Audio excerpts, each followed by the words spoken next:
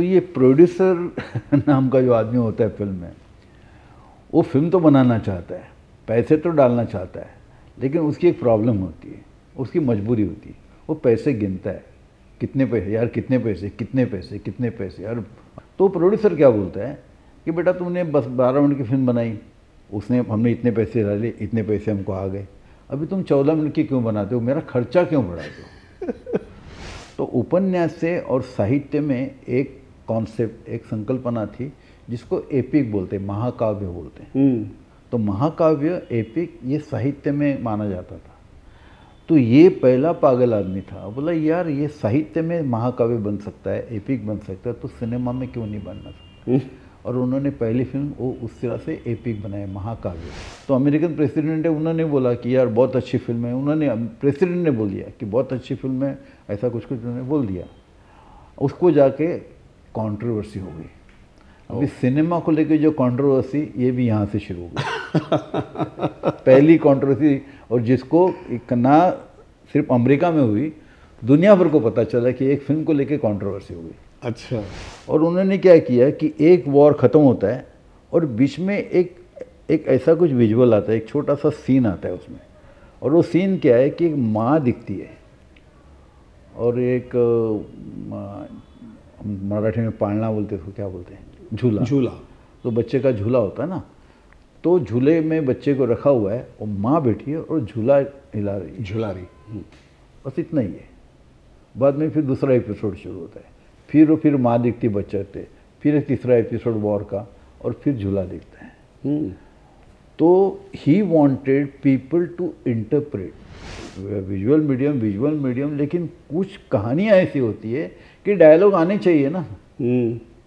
मेरे पास माँ है, अगर ये डायलॉग नहीं आएगा तो पता ही नहीं चलेगा, उसका कोई मतलब ही नहीं आएगा इस ज़माने में। करेक्ट। तो इस तरह से ये साइलेंट इरा बहुत बड़ा चलता था। और उसके आगे जाके और एक बात उस ज़माने में बनी, उसको जैसे जो आज हम डबिंग बोलते हैं ना, हम डायलॉग डब करते हैं फिल्मों में, तो डबर उस ज़माने जो थे उनको डबर बोलते थे। डबर माने क्या होता था कि जैसे वो फिल्म चल रही साइलेंट और यहाँ बैठ के लोग म्यूज़िक दे रहे हैं उसका इफेक्ट बताने के लिए, वैसे कुछ डबर लोग होते थे। तो वो कैरेक्टर के डायलॉग बोलते थे, जैसे ये साइलेंट फिल्म में जो आएगा है ना, तो वैसे डायलॉग बोलते थे।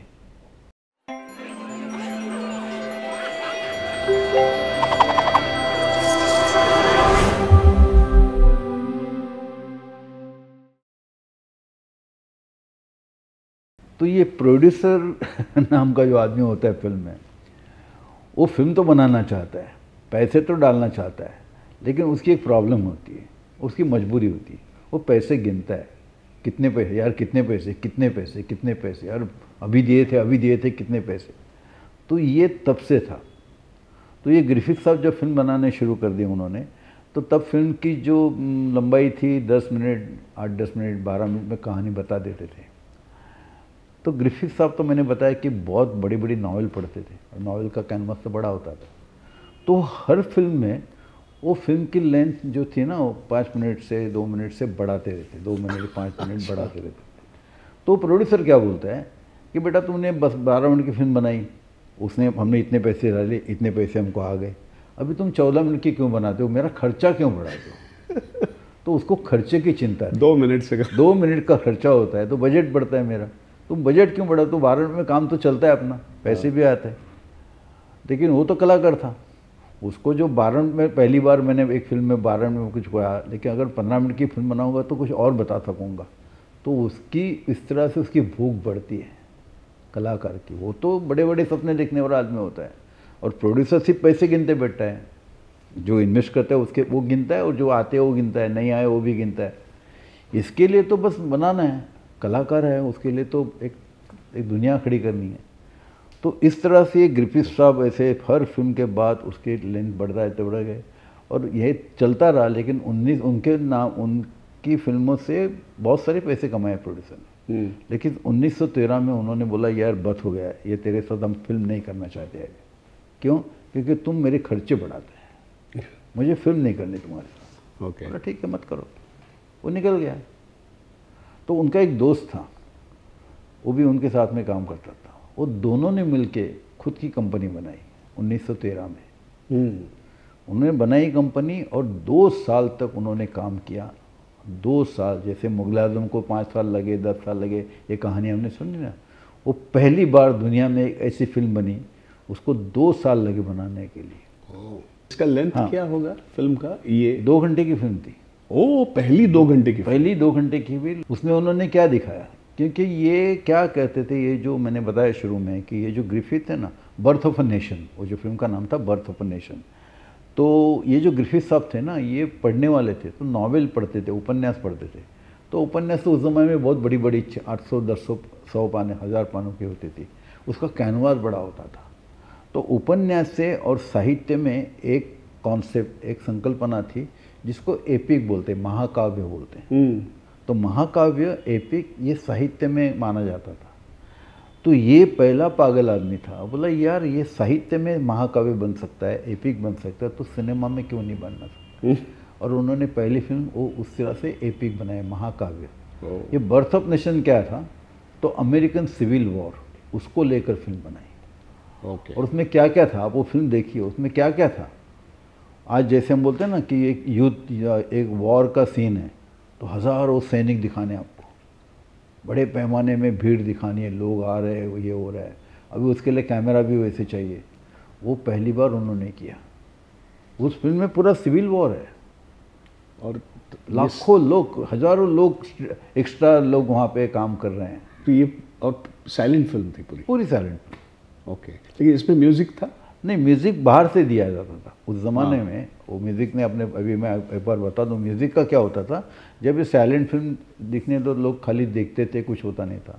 तो मैंने उस दिन जैसे बताया ना कि वो उस ज़माने में बाहर से म्यूज़िक देते, इसमें फिर वो बाहर से म्यूज़िक, यानी वो म्यूजिशियन बाहर बैठ के वो सीन के मुताबिक कोई वहाँ के यूरोपियन इंस्ट्रूमेंट है, मतलब सेट पे हुआ करता। हाँ, वो बनाते थे। वो 2-4 चीज़ें, वायलिन होती थी, कुछ एक सेलो होता था, कुछ लेके वो बजाते थे और म्यूजिक देते थे। उस तरह से वो तो परंपरा थी तभी। हाँ, तो ऐसे था। इवन बाद में चल के गा भी रहे थे ना। हाँ, फिर बाद में गाने मिल रहे थे। आपको अगर पता है कि नौशाद साहब हमारे म्यूज़िक डायरेक्टर, बहुत बड़े, वो उस ज़माने में साइलेंट इरा में लखनऊ में वो ऐसे म्यूज़िक देते थे। वो बाद में संगीतकार बने, लेकिन उनकी शुरुआत ऐसी बाहर, वो साइलेंट इरा में बैठ के म्यूज़िक दो, वो उनकी शुरुआत थी। ओके। तो इस तरह से वो म्यूज़िक दिया जाता था। तो ये बर्थ ऑफ नेशन में इतना 2 घंटे की फिल्म पहली बार लोगों ने 2 घंटे, लोग, और देखो नई चीज़ आती है ना तो लोग भी तैयार नहीं होते ना। हाँ, अभी आज तक क्या था कि 10 मिनट की फिल्म देखने के लिए बैठ गए। हाँ, 2 घंटे कैसे दे, 2 घंटा अगर लोग बैठने के, ये कॉन्सेप्ट ही नहीं है, मालूम ही नहीं लोगों को, और लोग बैठ गए और पूरा सिविल वॉर देख लिया 2 घंटे में, जिसकी किताबें लोगों ने पढ़ी थी, जो न्यूज़पेपर में पढ़ा था, जो भी जहाँ जहाँ पढ़ के पता था लोगों को। तो 2 घंटे में पूरा सिविलाइजेशन दिखाया इन्होंने, अमेरिकन सिविल वॉर, सिविलाइजेशन नहीं, सिविल वॉर, वो दिखाया उन्होंने। वो अब्राहम लिंकन का जो खून होता है, वो सारी चीज़ें उसमें, वो सारी चीज़ें उसमें। अभी उस वक्त के जो अमेरिकन, ये फिल्म रिलीज़ हुई 1915 में, तो जब रिलीज़ होगी तो सबके लिए नॉवेल्टी थी। 2 घंटे की फिल्म, इतना बड़ा कैनवास, ये वो एपिक फिल्म वगैरह वगैरह, बहुत सारा लोगों ने सराहा, लोगों बहुत अप्रिशिएट किया। तो अमेरिकन प्रेसिडेंट है, उन्होंने बोला कि यार बहुत अच्छी फिल्म है, उन्होंने, प्रेसिडेंट ने बोल दिया कि बहुत अच्छी फिल्म है, ऐसा कुछ उन्होंने बोल दिया। उसको जाके कंट्रोवर्सी हो गई। अभी सिनेमा को लेकर जो कंट्रोवर्सी, ये भी यहाँ से शुरू हो गई। पहली कंट्रोवर्सी, और जिसको ना सिर्फ अमेरिका में हुई, दुनिया भर को पता चला कि एक फिल्म को लेकर कंट्रोवर्सी हो गई। अच्छा, तो कंट्रोवर्सी क्या थी, तो उस फिल्म में अभी ग्रिफिथ साहब थे जिन्होंने फिल्म बनाई। अभी वो तो वाइट थे, गोरे थे। अभी सिविल वॉर में हुआ था जो ब्लैक और काले और गोरों के बीच में ये हुआ था, ब्लैक एंड वाइट। तो उसमें किसी ने ऐसा एक इंटरप्रेट किया कि ये गोरे आदमी ने बनाई, तो गोरे लोगों के लिए कुछ प्लस रखा है उन्होंने और इनको कम देते। जैसे हमारे यहाँ बोलते हैं ना कि हम ब्राह्मण लोग का सब अच्छा दिखाते हैं और दलित लोग का, इस तरह से कुछ हो गया था, तो बायस हो गया। तो इनका बायस है, इसलिए उन्होंने बोला ये ऐसे लोग होते हैं, इसलिए ये लोग ऐसे ऐसे हैं, इस किस्म का कुछ उनको किसी ने इंटरप्रेट किया। तो उसको लोग के बड़ा हल्ला गुल्ला हो गया वहाँ की, जो उसका मीडिया जो भी था, न्यूज़पेपर था। तो प्रेसिडेंट ने भी ऐसे फिल्म को कैसे अच्छा बोल दिया। हाँ, तो he has to give another statement president को। वाइट हाउस ने दूसरा प्रेसिडेंट का ये निकाला, उसमें उन्होंने बोला कि मैंने फिल्म अच्छी ऐसे बोला, मैंने कंटेंट के बारे में कुछ नहीं बोला। अच्छा, ये भी हुआ बात। ओके। तो ये फिल्म हो गई बहुत उनके, आज भी वो फिल्म पूरे दुनिया में जो फिल्म स्कूल है ना वहाँ पे दिखाई जाती मतलब है। पहला 2 घंटे का पहला उस पर ये कंट्रोवर्सी हुई, Controversy। पॉलिटिकली भी उसको वो हो गया कि ये सब पहली बार इस 2 घंटे की फिल्म ने बड़ा अद्भुत। और इतने बड़े पैमाने में, अभी मुझे मालूम नहीं कितने कैमरे यूज़ किए थे उस वक्त, क्योंकि कैमरा इतनी रेयर थी ना, इतना नहीं था कि कैसे। तो लेकिन आप उसके शॉट्स देखेंगे ना, स्क्रीनिंग आप देखेंगे पागल हो जाएंगे। क्योंकि क्या है कि आज हम जब फिल्म देखते हैं ना, मैं आज की फिल्मों को मैं डिस्कार्ड नहीं कर रहा हूँ। आज टेक्नोलॉजी, तो हम क्या करें, टेक्नोलॉजी है, टेक्नोलॉजी की मदद आज के बच्चे ले रहे हैं, फिल्म बना रहे हैं। लेकिन आज आप कंप्यूटर पे कुछ भी कर सकते हैं, आप क्रोमा करके आप कुछ भी कर सकते हैं। उसमें आज तो अभी कितने सारे उदाहरण हैं। वो क्रोमा में कुछ नहीं था, स्पेशल इफेक्ट कुछ नहीं था, ना कंप्यूटर था, कुछ नहीं था, सारा मैन्युअली करना पड़ता है, सारा मैन्युअली करना पड़ता है। और उसमें बड़े बड़े सीन हैं, और वो जो चेस के भागम भाग के यहाँ से यहाँ लोग भीड़ में भाग रहे हैं, ये भीड़ वहाँ से भाग रही, इनको ये जा रहे, माँ के नीचे कोई आदमी आ रहा है, ये सारे शॉट्स उसमें। ओके। वो भाग दौड़, और ये सारा मैन्युअली रियल होता होगा, और इनको स्पेशल इफेक्ट्स नहीं, ना तो कट्स, कुछ नहीं, ये सारा उन्होंने किया था। वाह। अब ये फिल्म ख़त्म हो गई, फिर हमारे ये ग्रिफिथ साहब ने और एक इमीडिएटली एक एक्सपेरिमेंट कर दिया। उस फिल्म का नाम था इंटॉलरेंस। हाँ, उसको 1916 में बनी। ओके। तो इन्होंने क्या किया, अभी ये पहला एक प्रयोग किया, एक फिल्म कर दी कि नहीं ये 10-12 मिनट क्या होती है, फिल्म में भी 2 घंटे की 3 घंटे की कहानी बता सकते, बता दिया उन्होंने। अभी इंटॉलरेंस में और भी उन्होंने जैसे अहेड ऑफ टाइम ये बात कर ली। तो ये फिल्म थी ना, ये ह्यूमन सिविलाइजेशन की बात थी, उसकी जो कंटेंट थी ना स्टोरी।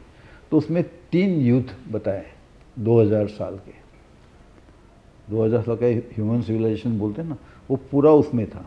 वो बेबीलोन का वॉर, इस तरह से दूसरा वॉर और फर्स्ट वर्ल्ड वॉर, इस तरह से उन्होंने सब कुछ उसमें से कवर किया। और उन्होंने क्या किया कि एक वॉर ख़त्म होता है और बीच में एक ऐसा कुछ विजुअल आता है, एक छोटा सा सीन आता है उसमें। और वो सीन क्या है कि एक माँ दिखती है और एक मराठी में पालना बोलते हैं, उसको क्या बोलते हैं, झूला। तो बच्चे का झूला होता है ना, तो झूले में बच्चे को रखा हुआ है और माँ बैठी है और झूला हिला रही है, झूला रही। बस इतना ही है। बाद में फिर दूसरा एपिसोड शुरू होता है, फिर माँ दिखती बच्चे थे, फिर एक तीसरा एपिसोड वॉर का, और फिर झूला दिखता है। तो he wanted people to interpret, he wanted people to be active audience, not passive. तुमको दिखा दिया, स्पून फीडिंग किया, देख लो निकल जाओ अपने घर, नहीं, सोचो ये क्या है। So he wanted the audience to think, not just watch something.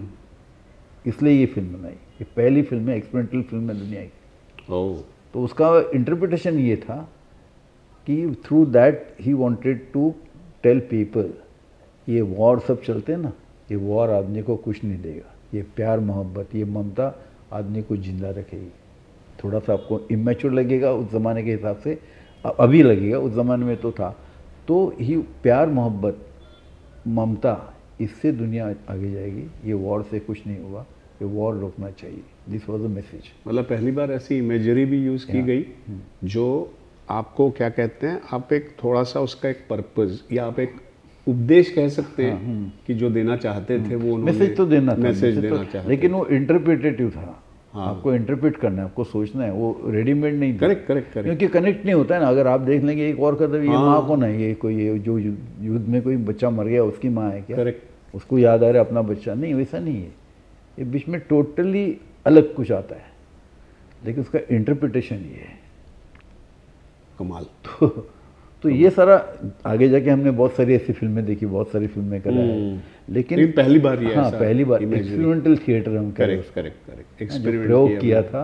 ऐसी ये फिल्म थी इंटॉलरेंस। यस, ये ग्रिफिथ। तो अभी उस जमाने में मतलब क्या कहते हैं, अभी जो सबटाइटल्स आते हैं वैसे उस तरीके से डायलॉग्स आते थे, है ना। हमने क्योंकि हमने बचपन में जो देखा है तो ज़्यादा चार्ली चैपलिन देखा है, क्योंकि साइलेंट सिनेमा और ब्लैक एंड वाइट सिनेमा बहुत ज़्यादा नहीं देखा है, थोड़ा बहुत तो था, लेकिन ये जो चार्ली चैपलिन जो हमने देखा है उसमें से ये समझ में आया था उस समय, अभी भी याद है कि जो डायलॉग्स जो आते थे या लिखे आते थे वो बड़े इफेक्टिव थे। कि उसको कैसे मतलब इफेक्टिवली उसको लाया जाए, किस डायलॉग कहाँ आना चाहिए, वो उस समय का एक डिज़ाइन था जिससे आपको सिनेमा का वो पता चलता था, उसका जो ह्यूमर था, उसका जो वो था, तब म्यूज़िक भी हुआ, उस तरह का म्यूज़िक भी हुआ करता था।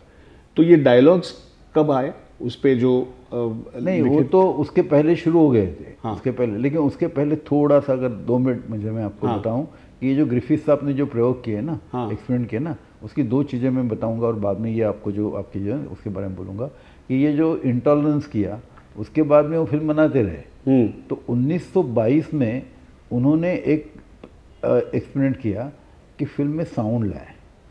Okay. He wanted to make the talkie of that time. Talkie थी नहीं, तो उन्होंने करने की कोशिश की और टॉकी के लिए बहुत सारे उन्होंने, लेकिन वो सक्सीड नहीं हो पाए। वो बाद में जाके 1927 में बनी, लेकिन उन्होंने वहाँ तक इतना एक्सपेरिमेंट कोशिश की उन्होंने, इतने एक्सपेरिमेंट थे वो, अच्छा, कि उन्होंने वो टॉकी बनाने की कोशिश की, ओके। लेकिन वो हुआ नहीं। अब ये टॉकी क्यों बनाने की कोशिश की, उसमें जो आपने सवाल पूछा ना उसका जवाब है।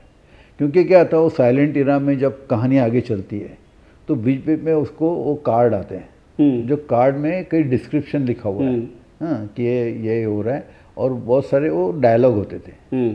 तो कैरेक्टर का नाम है, उसने कुछ बोल दिया, दूसरा कैरेक्टर का नाम है, उसने कुछ बोल दिया, वो लाइनें आती थी।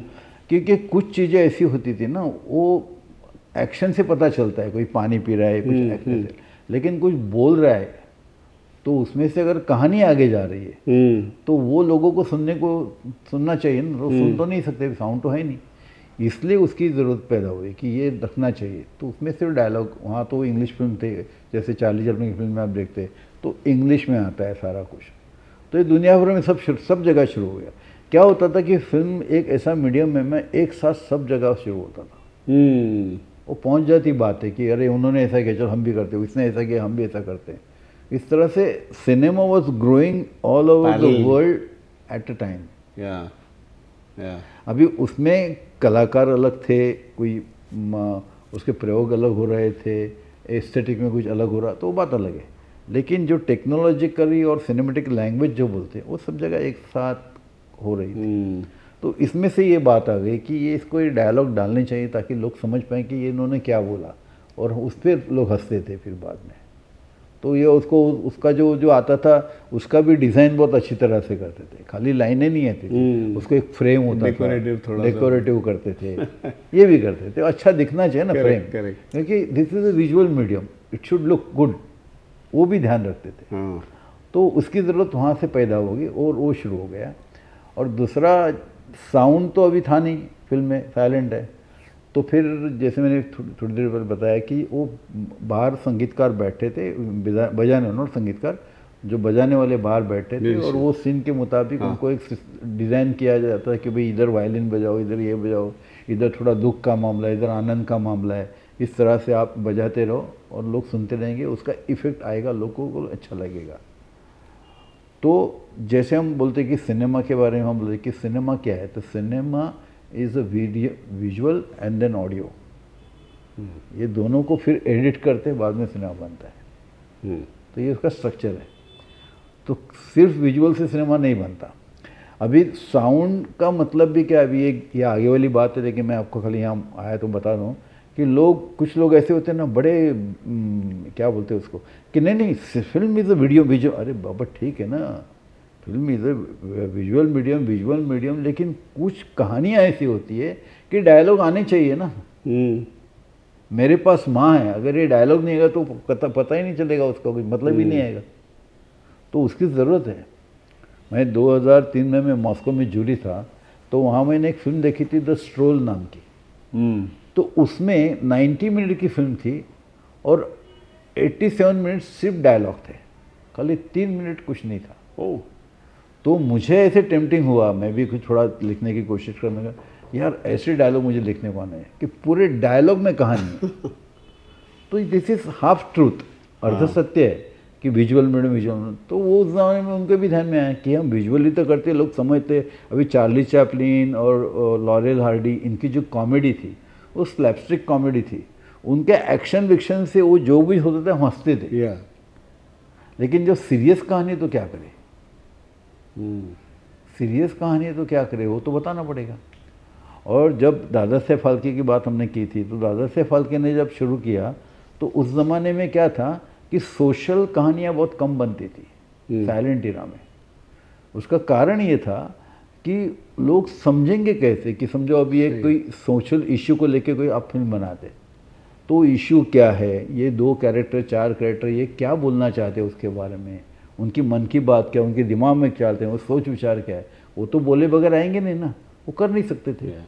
ठहराव लाना बहुत मुश्किल। तो उसके लिए वो क्या करते थे, माइथोलॉजिकल स्टोरी, हमारे यहाँ तो माइथोलॉजिकल भी फिल्म ज़्यादा बनती थी, क्योंकि माइथोलॉजी लोगों को पता थी ना। अगर तुम महाभारत की कहानी उठाओ, रामायण की कहानी उठाओ, लोगों को कहानियाँ पता है। अरे हाँ ये राम है, अभी वो सीता है, अभी वो वनवास जाएंगे, पता चलता है। किसी को राम बोल भी नहीं वो सीता को, चलो सीता हम लोग वनवास जा रहे, लक्ष्मण चलो वनवास जाए, लोगों को पता है वनवास जा रहे हैं। कहानी मालूम है। अभी वो हनुमान आ गया, हनुमान आ गया सामने खड़ा है, तो उसने कुछ राम ने बोल दिया, हनुमान समझा नहीं, हनुमान उड़ा तो अभी वो जाएगा, लंका जाएगा, पता चल गया हमको कि राम ने बोला वो लंका में सीता बैठी है, तू मेरे को जाके बता। वो लंका उड़ते उड़ते उड़ते गया, वहाँ उतरा, सीता मैया बैठी, उससे कुछ बात किया, उसको बोला तो चिंता मत करना हम लोग आ रहे हैं। तो ये कहानी जो मालूम है उसको पकड़ के वो फिल्म में देखते थे, लोग समझते थे। तो इसके लिए माइथोलॉजिकल फिल्म बनती थी उस ज़माने में। करेक्ट। तो इस तरह से ये साइलेंट इरा बहुत बड़ा चलता था। और उसके आगे जाके और एक बात उस ज़माने में बनी, उसको जैसे जो आज हम डबिंग बोलते हैं ना, हम डायलॉग डब करते हैं फिल्मों में, तो डबर उस ज़माने जो थे उनको डबर बोलते थे। डबर माने क्या होता था कि जैसे वो फिल्म चल रही साइलेंट और यहाँ बैठ के लोग म्यूज़िक दे रहे हैं उसका इफेक्ट बताने के लिए, वैसे कुछ डबर लोग होते थे। तो वो कैरेक्टर के डायलॉग बोलते थे, जैसे ये साइलेंट फिल्म में जो आएगा है ना, तो वैसे डायलॉग बोलते थे, तो उसको डबर बोलते थे। और ये हर शो में होता था? हर शो में होता, लाइव में होता पूरे पूरे, हर रिकॉर्ड नहीं था? ना रिकॉर्ड को डायलॉग वो लाइवली बोलते थे, सब लाइव होता था। तो उनको भी अच्छे पैसे मिलते थे, एक उनके लिए एक एम्प्लॉयमेंट थी, वो नौकरी थी। और ये बहुत जगह में थे, और जापान में बहुत बड़े पैमाने में थे, बहुत बड़े पैमाने में। यहाँ तक थे कि जब साइलेंट इरा बंद हो गया और टॉकी आया, तो टॉकी अगर आप लाएंगे तो हमारी नौकरी चली जाएगी, हम क्या करेंगे। तो जापान की जो डबर एसोसिएशन थी उन्होंने प्रोटेस्ट किया कि आप टॉकी मत बनाइए, हम लोग क्या करेंगे, हम तो भूखे मरेंगे। तो कोई टेक्नोलॉजी रुकती नहीं, कोई नई चीज़ एक जगह रुकती नहीं, वो तो आगे चलती रहती है। अभी ये बहुत बुरी बात है उनके बेचारे के नहीं, आज भी हम नहीं बोलते वक्त कहीं पे दुखता है कि बेचारों के जॉब चले गए, लेकिन करे क्या, हो तो दुनिया रुकती नहीं, आगे चलते रहती हैं। तो उन्होंने बहुत बड़ा प्रोटेस्ट किया। अभी जो दुनिया भर के बहुत बड़े डायरेक्टर अकीरा कुरोसावा, सबको मालूम है, तो अकीरा कुरोसावा के सबसे बड़े भाई थे, वो जापान के डबर एसोसिएशन के प्रेसिडेंट हैं। तो उन्होंने भी वो बहुत कुछ वहाँ पे लड़ाई चलाई कि आप मत कहिए, टॉकी मत लाइए, टॉकी मत लाइए। तो टॉकी तो आनी थी, आ गई। तो बाद में उनको लगे भी अभी अपने को कुछ करने के लिए है नहीं, तो उन्होंने हाराकिरी की। उन्होंने आत्महत्या की कि मैं अपने लोगों के लिए कुछ नहीं कर पाया। वो रेलवे के नीचे उन्होंने जान दे दी। ये भी सब कुछ होता। मतलब ये भी बहुत मतलब क्या कहते हैं, कहने वाली बात है या दिखने वाली बात है कि अगर आप अडाप्ट ना करो टेक्नोलॉजी या जो भी चेंजेस होते हैं, तो आप आउट ऑफ वर्क भी हो जाते हो। ऐसा हुआ है कई फेजेस में होता है। और टेक्नोलॉजी रुकती नहीं ना, टेक्नोलॉजी तो रुकती नहीं, वो तो आगे चलती रहती है। जैसे अभी आप 10 साल पहले की बात, 8-10 साल पहले, आप अगर किसी बैंक में गए तो रिटायर होने वाले लोग वहाँ बैठे थे, 50 के आगे वाले लोग वहाँ बैठ के काम कर रहे, और नया नया कंप्यूटर है, और उनके लिए बड़ा मुश्किल था। अभी नए बच्चे ऐसे 2 बच्चे एक साथ 4-5 स्क्रीन निकाल के काम करते हैं, तो वो करते थे। अभी मेरा अगर मैं गया, मेरा पास बोल रहा, तो अशोक राणे उनको अकाउंट निकालना है, तो वो ए, फिर वो एस, फिर वो एच, अशोक, इस तरह से करते। बेचारे को मालूम नहीं था। कुछ लोगों ने वो सीख लिया, कुछ लोगों ने नहीं कहा तो कि एडोप्ट हमको नहीं कर सीखना पाए। ही तो नहीं ये है। जैसे आपने बोला ना कि जब नई चीज़ आती को एडोप्ट करना है तो आपका सर्वाइवल का इशू है, तो वैसे उस तरह हो गया। हाँ, तो इस तरह से ये साइलेंट इरा चलता रहा। और साइलेंट इरा क्या कि सिनेमा के साथ एक चीज़ हो गई जो मैं आपको बता दूं, जो लिटरेचर के साथ नहीं हुई, नाटक के साथ नहीं, किसी कला के साथ नहीं हुई, एक चीज़ सिनेमा के साथ हुई। मेरी जो पहली किताब मैंने लिखी हिस्ट्री ऑफ वर्ल्ड सिनेमा, उसमें मैंने लिखा था कि जैसे हनुमान जी का जन्म हुआ तो उन्हें जन्म लेते ही वो सूर्यबिंब जो था उसको खा लिया था। तो वैसे ये एक में वो एक ही ऐसी कला है कि पैदा होते ही उन्हें बड़े पैमाने पे ऑडियंस पैदा कर लिया। ऐसा किसी को नहीं मिला, क्योंकि क्या था, तो शुरू तो विजुअल से हुई थी। आपको अगर लिटरेचर पढ़ना है तो आप पढ़े लिखे चाहे तो लिटरेचर पढ़ेंगे। नाटक भी एक मिडिल क्लास के लिए था, फोक था वो औरों के लिए था, लेकिन सबके लिए ऐसा कोई नहीं था। सिनेमा सबके लिए। क्यों? क्योंकि विजुअल है। तो उसमें क्या करते हैं, मैं आगे जाके मैं उसकी पूरी मुमताज की आपको स्टोरी बताऊंगा। उसके पहले ये आपको यहाँ बता के रखता हूँ कि इसमें क्या होता है कि अगर मैंने ब्लैक बोर्ड पे लिख दिया कि ट्री, TREE ट्री, अगर आप अंग्रेजी पढ़ सकते हैं, आप अंग्रेजी समझ सकते हैं, तो आपको ट्री TREE तो ट्री है माने झाड़ है, तो आपके आँख के सामने एक झाड़ दिखने लगता है। करेक्ट। किसी भी किस्म का। करेक्ट। आप समझते ये झाड़ ऐसे होता है, लेकिन आप पढ़ते ही नहीं इंग्लिश, तो आपको क्या है, काला अक्षर भैंस बराबर। लेकिन मैंने अगर झाड़ का चित्र निकाला तो दुनिया के 400 करोड़ लोग समझते झाड़ है, लेकिन खाली ट्री जाने वाले 20 लाख तो उनको ही समझ में आता है। ये विजुअल की ताकत थी, इसलिए सिनेमा ज़्यादा पॉपुलर हो गया। करेक्ट। ये चित्र देखने से पता चलता है कि ये आदमी है। जैसे मैंने वो मैनोर की कहानी बताई, उसमें वो जो दोनों लड़कियां आती है उनका जो कॉस्ट्यूम दिया है उसका भी सोचा है उन्होंने। तो राजकन्या है तो उसके कॉस्ट्यूम कैसे हुई, वो दासी उसके तो पता चलता है, तो उसका सोशल डिस्टेंस आपको पता चलता है, सोशल स्टेटस दोनों का क्या है, ये सिनेमा कर सकता है। तो मगर इसलिए बहुत देर तक शायद डायलॉग्स की जरूरत नहीं पड़ी हो, बिकॉज विजुअल से समझ जाते थे, है ना। और फिर इन्वेंशन हुआ भी नहीं था साउंड का, तो चलता रहा। लेकिन जैसे मतलब लगा ग्रिफिथ साहब ने 1922 में कोशिश की कि ये साइलेंट बहुत हो गया, सिनेमा को बोलना चाहिए, तो उन्होंने कुछ प्रयास किया उन्होंने, लेकिन उनसे नहीं हो पाया। और आगे जाके 1927 में फिर वार्नर ब्रदर्स जो हॉलीवुड की कंपनी है, उन्होंने पहले टॉकी बनाई जिसका नाम था जैज सिंगर। ये दुनिया की पहली टॉकी है। अच्छा। ये 1927 में बनी।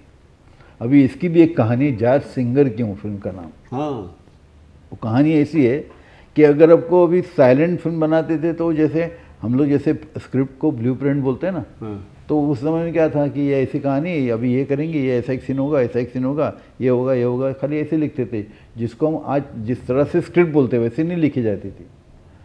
और अभी स्क्रिप्ट राइटर बोले तो उसका डायलॉग राइटर वो मौजूद था ही नहीं ना। वही एक और पहली टॉकी बना रही, डायलॉग कौन लिखेगा। और डायलॉग जो कम्युनिकेशन होगा दो कैरेक्टर, वो लिखेगा कौन, है ही नहीं आदमी। तो इन्होंने इसलिए वार्नर ब्रदर्स ने पहली फिल्म बनाई वो जैज सिंगर पर, ताकि वो ज़्यादा से ज़्यादा गाता रहे। तो डायलॉग की बात ही नहीं आती, कम आते। वो कुछ यहाँ मैं यहाँ जा रहा हूँ, अभी आज शो है, कल शो है, इस किस्म की बात थोड़ी सी होती होगी, बाकी तो सारा उसमें वो गा ही रहा है। तो टॉकी उस तरह से उसमें आ गई। फिर बाद में फिर वो प्रोड्यूसर और डायरेक्टर का झगड़ा यहाँ से फिर शुरू हो गया, जैसे ग्रिफिथ साहब के साथ हुआ था। तो अभी जैसे टॉकी बनी तो साइलेंट फिल्म कहाँ पे भी दिखा सकते थे, जहाँ पे सिंपल हॉल में दिखा सकते थे। लेकिन जब टॉकी आई तो एकॉस्टिक्स चाहिए, और एकॉस्टिक अगर डालो तो उसका खर्चा आ गया। और वो प्रोड्यूसर को, डिस्ट्रीब्यूटर को, ये जो बिजनेस वाले लोग हैं सिनेमा के, उनके लिए पैसे खर्चे, वो नहीं यार पैसे क्यों खर्च करेंगे, ये क्यों कर रहे, वो चल रहा है ठीक है, पैसे आ रहे चल रहे थे, तो वो नहीं। अभी कलाकार तो नहीं रुक रहा है ना, कलाकार तो पैसे के बारे में सोचता नहीं, तो अपने कला के बारे में सोचता है, तो बोलता नहीं साउंड तो चाहिए मुझे, अभी एकॉस्टिक्स। तो फिर 2 साल तक, 27 से 29 तक 2 साल तक हॉलीवुड में ये हुआ कि 40% टॉकी, 60% साइलेंट, 80% इस तरह से करते थे ताकि वो साउंड का मामला कम हो जाए, just to save money. And फिर 29 से ये हुआ कि नहीं ये अभी हो नहीं सकता, अभी ये पूरे 100% टॉकी होगी, और फिर थिएटर में चेंज आते गए, थिएटर नए बनाने पड़े उनको, और फिर ये हुआ, और यहाँ पे साइलेंट इरा ख़त्म हो गया 1927 में, और टॉकी बनना शुरू हो गई। फिर हर दुनिया में, हर देश में अपने अपने तरीके से बनी। तो उस 27 में टॉकी, दुनिया की पहली टॉकी 27 में बनी। हिंदुस्तान की पहली टॉकी 1931 में बनी, जिसका नाम था आलम आरा। अर्देशीर ईरानी नाम के प्रोड्यूसर डायरेक्टर थे उनका। जहाँ पे ओपेरा हाउस, आप मालूम है ओपेरा हाउस जो है ना, वो जो मरीन लाइन, वहाँ पे चरनी रोड के पास रेलवे लाइन के बाजू में उनका स्टूडियो था। तो उन्होंने पहली टॉकी बनाई जिसका नाम था आलम आरा। और उनकी भी ये हालत थी कि पहली टॉकी तो बना रहे, स्क्रिप्ट कहाँ है। तो ये आलम आरा नाम का एक नाटक उर्दू और पारसी थिएटर में चलता था, उसी को उठाया, उसी को स्क्रिप्ट बनाया, उसी से काम चला लिया। तो not original script written for Alam Ara, उसी को थोड़ा सा इम्प्रोवाइज करके इस तरह से नाटक उन्होंने शूट किया था। Okay, right, nice. और उसमें मास्टर विट्ठल मेन रोल में थे। ओके, जो कोल्हापुर के एक्टर थे उस ज़माने के, और वो भी पहले जैसे आज स्टार बोलते हैं ना, बड़ा स्टार है, ये गाड़ी ले ली, वो गाड़ी ले ली। He was the first Indian star. उनकी बुलेट थी, वो बुलेट पे आते थे, एकदम पहलवान आदमी थे, वो बुलेट पे आते थे। तो बुलेट रखने वाला पहला स्टार ये था। Big star he was. ये जो मास्टर विट्ठल थे ना, ये उस जमाने के साइलेंट एरा के बहुत बड़े एक्टर थे। तो अभी ये, और वो अर्देशीर ईरानी साहब की जो कंपनी थी, तो उनके कंपनी में वो उस ज़माने में क्या होता था कि ये स्टूडियोज़ के सारे नौकर होते थे। आपको जैसे महीने की तनख्वाह, आपको, आप चाहे एक्टर हो, राइटर हो, जो भी हो, आपको पूरी महीने की एक तनख्वाह मिलती है, और महीना भर आपको वहाँ पे बैठना है। काम नहीं है, फिर भी सुबह जाओ शाम को निकलो, सुबह जाओ, सैलरीड थे, सैलरी मिलती है, टेक्नीशियन से लेके एक्टर से लेके सबको। तो उनको भी सैलरी थी उस ज़माने में। यहाँ तक देवानंद साहब ने जब हम दोनों की प्रभात की, तो उनको 400 रुपये सैलरी थी 1946 में। तो उनका तो कॉन्ट्रैक्ट था कि ये सैलरी पे, ये तो हमारी फिल्म, जितनी फिल्में बनेगी तो मास्टर विट्ठल के हीरो है। तो उस जमाने साइलेंट एरा में तो वो पहलवान थे, वो सारे उस जमाने की फिल्में बनती थी, तो he was a popular hero. अभी ये बात आ गई कि अभी पहली टॉकी बन रही है, और वो जो कहानी थी, वो जो प्ले उन्होंने लिया था, वो उर्दू प्ले था। और ये तो कोल्हापुर का पहलवान आदमी, ये तो मराठी आदमी है। अभी साइलेंट में बोलने का मतलब नहीं था, किस्सा ही नहीं था, लेकिन अब तो बोलना है, तो ये उर्दू डायलॉग किस तरह से बोलेंगे। तो अर्देशीर ईरानी ने बोला कि भाई विट्ठल, हम तुमको तो नहीं लेंगे फिल्म में, हमको तो कोई ऐसे आदमी चाहिए कि जो उर्दू डायलॉग बोल सके। तो जो महबूब खान थे, जिन्होंने मदर इंडिया बनाई, वो उस जमाने में वहाँ स्ट्रगलर थे, एक्टर करते थे। अच्छा। हाँ, अर्देशीर ईरानी के पास। तो उनके स्टूडियो में थे, तो वो महबूब खान थे, तो उनको शायद उर्दू तो सारा था। उन्होंने सोचा था इनको हीरो बनाएंगे। तो उस तरह से कुछ गड़बड़ी चल रही थी, तो इन्होंने ये कोर्ट में गए विट्ठल साहब। बोले कि नहीं, ये फिल्म, इनका तो मेरा कॉन्ट्रैक्ट है, उनकी हर फिल्म का हीरो मैं हूँ, चाहे वो साइलेंट बने मोटाओ, मेरे को क्या करना, वो मुझे निकाल रहे। तो कोर्ट में गए वो। तो उनके तरफ से कोर्ट में गया कौन, उनका वकील कौन था, तो बैरिस्टर जीना थे। बैरिस्टर जीना साहब ने उनकी केस लड़ाई, और वो जीत गए। अच्छा। और मास्टर विट्ठल ही उस फिल्म के हीरो बने। अच्छा, कमाल है। ये सब होता रहा। तो और जैसे मैंने कहा कि ये जो उनकी आलम आरा की जो स्क्रिप्ट थी, वो उर्दू थिएटर से उठाई, वो प्ले चल रहा था उस ज़माने में। तो उस ज़माने में तो आपको मालूम है कि वो जो ज़माना था जब 1900 का वो दशक, 20वीं सदी शुरू हो गई थी, उसके पहले से 19वीं सदी से हमारे भारत में नाटक बड़े पैमाने में चलता था हर जगह में। यहाँ मुंबई के जो पूरा इलाका था, यहाँ पे मराठी थिएटर था, उर्दू थिएटर था, पारसी थिएटर था। वहाँ बंगाल में जात्रा चलती थी, साउथ में कथकली चलती थी, और वहाँ पे यक्षगान चलता था। तो ये सब जगह में नाटक खेला जाता था। तो नाटक was at peak when cinema landed in this country. तो जब सिनेमा आया तो नाटक चल रहा है। तो जैसे लोग सिनेमा बनाने लग गए, तो उन पर नाटक का बड़ा प्रभाव था। इसलिए जब भी आप पुरानी फिल्में देखेंगे, साइलेंट एरा तो छोड़ दो, आप टॉकी भी आगे जाके देखेंगे 30 साल 30 की 40 की, तो आपको लगेगा कोई नाटक देख रहे। उस तरह से लोग बोलते, डायलॉग भी उस नाटक की तरह थी, वो सीन भी उस तरह से लिखे जाते। नाटक का बड़ा प्रभाव था, तो नाटक के प्रभाव से निकलने के लिए बड़ा टाइम चला, वो हम लोग बाद में देखेंगे, लेकिन नाटक का बड़ा प्रभाव था। और ये पहली जो फिल्म बनी आलम आरा, उसके लिए भी एक नाटक का स्क्रिप्ट लिया गया और उससे बनाया गया। और हमारे एक थे दादा साहेब तोरणे करके, वो भी फिल्मों में थे, और वो उस ज़माने में जो फिल्म के इक्विपमेंट्स होते हैं ना, वो सप्लाई करने वाले होते थे। अच्छा, पहले सप्लायर थे। वो नई नई चीज़ें जो लगती है, आपको लाइट लगते हैं, आपको साउंड ये लगता है, वो लगता है, जो भी कैमरा, जो भी इक्विपमेंट लगते थे ना शूट के, वो एक करते थे, एक्सपोर्ट करते थे और लेके आते थे और लोगों को देते थे। तो ये जो पहला साउंड फिल्म बनी ना, उसके लिए जो साउंड के सारे इक्विपमेंट ने ये दादा साहेब तोरणे ने ला के दिए थे। और ये दादा किए थे और फिर हाँ, सब इनको लिए उन्होंने दिए थे, ईरानी साहब को वो दिए थे। और उस जमाने फिर प्रॉब्लम क्या है, जब साइलेंट फिल्म बनती थी तो रेलवे लाइन के बाजू में स्टूडियो था, चर्चगेट से गाड़ी निकलती है तो गाड़ी चले कुछ फर्क पड़ता है साइलेंट फिल्म में। लेकिन जब टॉकी बनाने का वक्त आ गया तो अभी साइलेंट स्टूडियो तो है ही नहीं, पहली फिल्म है, जो साउंड प्रूफ स्टूडियो तो है ही नहीं, उसी जगह में फिल्म करना है। तो जैसे चर्चगेट की लास्ट लोकल चली गई बोरीवली की तरफ, उसके बाद शूटिंग शुरू होता था। और जब पहली लोकल आती है और वो दादर तक आई और अभी आगे आएगी, उसका टाइमिंग था कि अभी इतने वक्त ये चरनी रोड पास करेगी, उसके पहले शूटिंग रुक जाता था। तो उतने वक्त में वो टॉकी का शूट, तो रात भर चलती थी पूरा, वही 3-4 घंटे जो शूट मिलते थे ना, कि साउंड आवाज आएंगे ना, बाकी तो आवाज उन्होंने कंट्रोल है, तो पूरा पीरियड, कहानी पीरियड की तो ट्रेन तो ये सारे बहुत मज़े की बात होती थी। और आखिर की एक बात में, ये टॉकी का ईरान में आप पहुँचे हैं तो एक बात, इंटरेस्टिंग बात बताऊंगा कि ईरान का सिनेमा आजकल हम लोग सब देखते हैं और बोलता थे कि ईरानी सिनेमा दुनिया में सबसे बड़ा, ईरानी सिनेमा, ईरानी फिल्मों ने बहुत बड़ा, किरोस्तामी आए, बहुत सारे लोग आए, लेकिन पहला ईरानी सिनेमा किसने बनाया? इसी अर्देशी ईरानी ने बनाया। इन्होंने ईरान का पहला सिनेमा बनाया और उनको फादर ऑफ ईरानियन सिनेमा कहा जाता है। उन्होंने हमारी फिल्म बनाई आलम आरा, क्योंकि वो यहीं के थे, मुंबई में थे, फिल्म बनाते थे। उन्होंने यहीं से ईरान की फिल्म बनाई और ईरान की फिल्म इंडस्ट्री शुरू हो गई। अरे कमाल, क्या बात।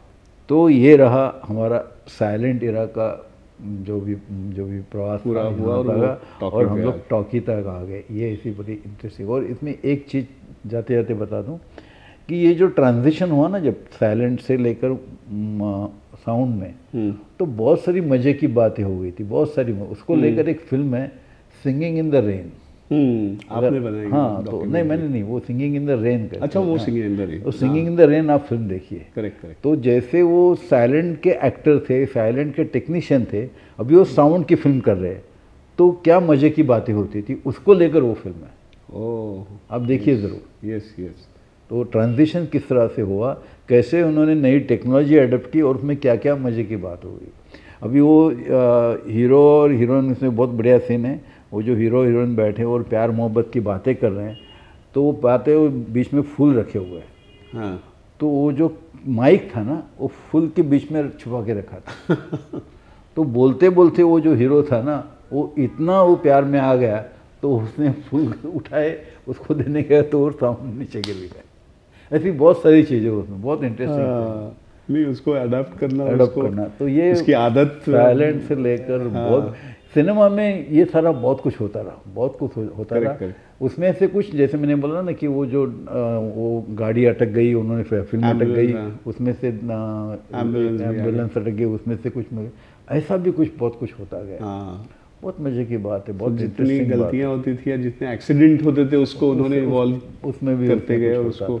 तो अब जैसे ये जो साइलेंट फिल्म जब टॉकी पे आ गई, तो हमने देखा है कि जैसा आपने कहा कि थिएटर बहुत तभी फ्लरिश होता था, थिएटर बहुत बड़ा था यहाँ पे, तो थिएट्रिकल एक इफेक्ट बहुत, मतलब डायलॉग्स भी वैसे बोला करते थे थिएटर जैसे। तो जैसे सोहराब मोदी उस ज़माने के मेरे ख्याल से बड़े स्टार थे, उसके बाद पृथ्वीराज कपूर भी आपने देखा तो एक बड़े, तो वो जो सारे स्टार्स थे वो थिएटर के ही थे ना, कोई पारसी थिएटर के, कोई हिंदी उर्दू थिएटर के, और ये सब एक्टर्स तभी बड़े बन गए थे। बिल्कुल। तो ये जो थिएट्रिकल जो इफेक्ट है या थिएटर की जो स्टाइल थी उसको एक क्या कहते हैं क्लोजर टू लाइफ स्टाइल में कैसे आया, ये मेरे ख्याल से हम अगले हमारे भाग में इस पे डिस्कशन करेंगे। बिल्कुल। क्योंकि अब ये इतनी गंगा मस्त बहती जा रही है तो इसका बहाव हम ऐसे ही रखेंगे और उसका अगला पड़ाव हम इस पे बात करेंगे। बिल्कुल बिल्कुल। ये है ना कि टॉकी कैसे आई, अभी टॉकी तो खैर आ ही गई थी, बट उसको स्वाभाविक कैसे बनाया गया और वो स्वाभाविक कैसे बनी। थैंक यू राणा साहब। बिल्कुल थैंक यू। देखा हमारे अशोक राणे जी सिनेमा की मस्ती कैसे लाते हैं डिस्कशन में, सिनेमा का आनंद, सिनेमा का जो रस ग्रहण होता है ना, ये बस इनसे सीखिए। तो चलिए और लाएंगे और बहुत सारे किस्से, बहुत सारे सिनेमा के जो फेजेस हैं वो और अगले एपिसोड्स में हम लाएंगे। बस आप बने रहिए और इसका रस ग्रहण कीजिए। धन्यवाद।